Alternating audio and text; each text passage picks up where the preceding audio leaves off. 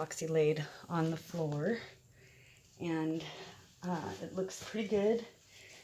It came with these little pieces of rubber for the lip, keep it.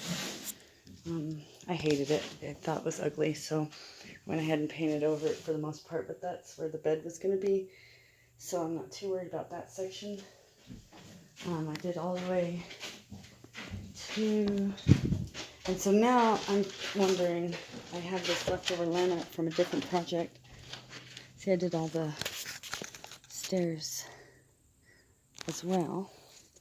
So I put the vinyl flooring or laminate flooring down, and I love the way it looks. So I think I'm going to go ahead and lay that on top of the epoxy, because even though the epoxy looks really good, I feel like it looks a little hospital institutionalized kind of esque. And I think that the laminate flooring looks a lot better. See, just more homely. So I got some 60 grit sandpaper, and I'm just going to rough up the epoxy a little bit.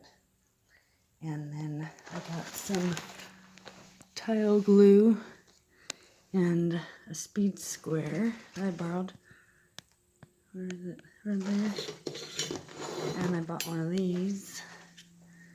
And I was thinking about, I know this probably sounds stupid, but I have all that foam still from the seats, and a lot of it's going to get used up for the underbelly for the subfloor, which is going great, by the way. I started putting the foam up underneath the bus and the subfloor that's already under there, and use spray adhesive to glue the foam to the, well, I used the rust converter, this one right here, on the top and the bottom of the floor, underneath the bus and in here.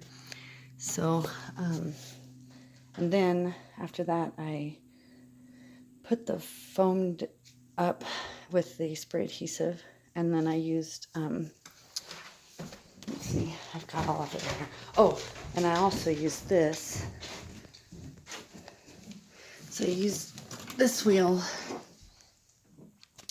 to like rough up the metal, get any loose debris and metal, whatnot, off of it before I did the rust converter, and then I sprayed it down and cleaned it. Then I did the rust converter. Then I did this corner bead, professional grade pink tint adhesive, and then I cut the foam from the seats to size. In my head, I thought that this would be a good way to cut it, and it is, but it's a lot like cutting the wool off of a lamb or something. You need two people, one to pull and one to cut. So then I tried pin snips, and then now I'm going to try that razor blade that I'm going to use for the laminate flooring. So we'll see which one works best. So after the foam is put in, then I used this to fill the gaps and the spaces between, like the ribs, so they're shaped like a C. And I put the foam in to the C area, but sometimes I missed a spot or two, so just to get it good and sealed in. And then, so we're on that phase there. So after that's done, we will do the tarp part to weather seal it. I made a